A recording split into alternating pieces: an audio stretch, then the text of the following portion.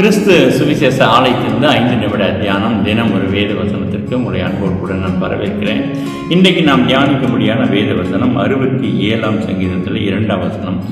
தேவரீர் எங்களுக்கு இறங்கி எங்களை ஆசீர்வதித்து உம்முடைய முகத்தை எங்கள் மேல் பிரகாசிக்க பண்ணும். தேவரீர் எங்களுக்கு இறங்கி, தேவன கர்த்தர் இறங்குகிற ஆண்டவர். நம்முடைய ஜெபத்திற்கு, நம்முடைய வேண்டுதலுக்கு, நம்முடைய விண்ணப்பங்களுக்கு கர்த்தர் இறங்கக்கூடிய நல்ல ஆண்டவராய் இருக்கிறார். அவரை நோக்கி கூப்பிடுகிற யாவருக்கும் அவர் இறங்குகிறவராய் இருக்கிறார். மாம்சமான யாவருக்கும் தேவன கர்த்தர் இரக்கம் செய்கிறவராய் இருக்கிறார். அவருடைய இரக்கத்திற்கு முடிவே இல்லை என்பதை நாம் பார்க்கலாம். அவர் இறங்கி நம்மை ஆசீர்வதிக்கிற தேவனாய் கர்த்தர். அவர் பூமியின் தாழ்விடங்களிலே இறங்கினார் என்பதை நாம் பார்க்கிறோம். அவர் இறங்கி நம்மை ஆசீர்வதித்து வழிநடத்துகிற தேவன். ஆபிரகாமுக்கு கர்த்தர் வாக்குத்தத்தத்தை கொடுத்தார். ஆதியாகமம் 12ஆம் அதிகாரம் 2ஆம் வசனம் சொல்லுகிறது, நான் உன்னை பெரிய ஜாதியாக்கி உன்னை ஆசீர்வதித்து உன் பெயரை பெருமைப்படுத்துவேன், நீ ஆசீர்வாதமாய் இருப்பாய் என்று சொல்லி கர்த்தர் வாக்குத்தத்தத்தோடு கூட ஆபிரகாமை கர்த்தர் ஆசீர்வதித்தார்.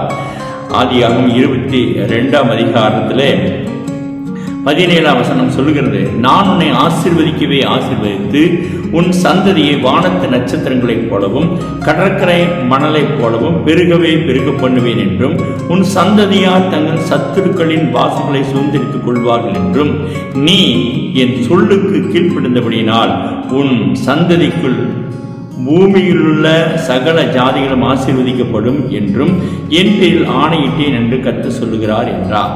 கர்த்தர் நம்மை மாத்திரமல்ல, நம்முடைய சந்ததிகளையும் ஆசீர்வதிக்கக்கூடிய நல்ல ஆண்டவர். ஆனால் நாம் ஒன்று செய்ய வேண்டும், அவருடைய சமூகத்தில் அவருக்கு கீழ்ப்படிந்து நடக்க வேண்டும். அவருடைய வார்த்தைக்கு நாம் கீழ்ப்படிந்து நடக்க வேண்டும். அப்பொழுது தேவனா கர்த்தர் நம்மை ஆசீர்வதிக்கிற நல்ல ஆண்டவராய் இருக்கிறார். என்னாகமம் 24ஆம் அதிகாரத்தில் 1ஆம் வசனம் சொல்லுகிறது, இஸ்ரவேலை ஆசீர்வதிப்பதே கர்த்தருக்கு பிரியம் என்று சொல்லி பார்க்கிறோம். தேவனா கர்த்தர் நாம் ஆசீர்வாதமாக இருக்க வேண்டும் என்பதற்காகத்தான் தேவன கர்த்தர் விரும்புகிறார். ஆனால் அவருடைய சொல்லுக்கு நாம் கீழ்ப்படிந்து நடக்க வேண்டும், அவருடைய வார்த்தைக்கு கீழ்ப்படிந்து நடக்க வேண்டும். 1 நாளாகமம் 4ஆம் அதிகாரம் 10ஆம் வசனத்தில் இப்படியாக யாபேஸ் ஜெபிக்கிறார். யாபேஸ் இஸ்ரவேலின் தேவனை நோக்கி, தேவரீர் என்னை ஆசீர்வதித்து என் எல்லைகளை பெரிதாக்கி உமது கரம் என்னோடு இருந்து தீங்கு என்னை துக்கப்படுத்தாதபடிக்கு அதற்கு என்னை விலக்கி காத்தள்ளும் என்று வேண்டிக் கொண்டான். அவன் வேண்டிக் கொண்டதை தேவன் அருளினார். ஆமென். அப்ப நம்முடைய வேண்டுதல்களுக்கு தேவனுக்கு செவிசாய்க்கிறவராய் இருக்கிறார். நிச்சயமாகவே நம்மை ஆசீர்வதிப்பது தேவனுடைய தீர்மானம், தேவனுடைய திட்டம். நாம் ஆசீர்வாதமாய் இந்த பூமியிலே அவரை வெளிப்படுத்த வேண்டும் என்பதுதான் தேவனுடைய திட்டம். அதற்கு ஏற்ற வண்ணமாக நம்முடைய வாழ்க்கை அமைய வேண்டும். வெறும் ஆசீர்வாதத்துக்காக மாத்திரம் நாம் இம்மைக்கு உரியவர்களை மாத்திரம் நாம் தேடி கத்திரத்தை நாம் சேர்வம் அடிச்சினால் அது மிகவும் பரிதாபத்துக்குரியதாக காணப்படும் என்று வேதவசனம் சொல்லுகிறது. தேவன் நம்மை ஆசீர்வதித்து அவருடைய முகத்தை நம்மில் பிரகாசிக்கப்படுகிற நல்ல ஆண்டவராய் இருக்கிறார்.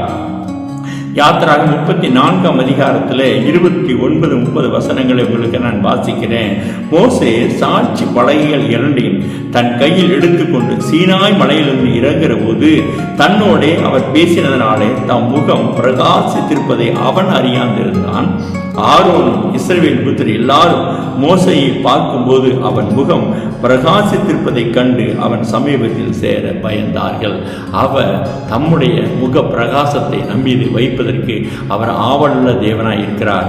ஒன்று செய்ய வேண்டும், மோசையை போல நம்முடைய சமூகத்தில் நாம் காத்திருக்க வேண்டும். கர்த்தர் நம்முடைய முகங்களையும் பிரகாசிக்க செய்கிற நல்ல ஆண்டவராய் இருக்கிறார்.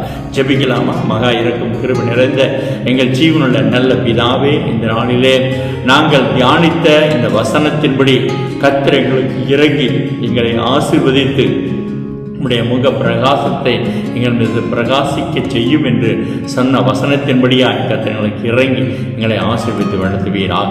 இதை கேட்டுக்கொண்டிருக்கிற ஒவ்வொருடைய வாழ்க்கையிலும் கர்த்தர் அவர்களுக்கு இறங்கி அவர்களை ஆசீர்வதித்து அவருடைய முகங்களை பிரகாசிக்க செய்வீராக. இயேசுவின் நாமத்தில் ஜெபிக்கிறேங்க ஜீவனுள்ள நல்ல பிதாவே. ஆமென். God bless you. கர்த்தர் உங்களை ஆசீர்வதிப்பாராக. ஆமென்.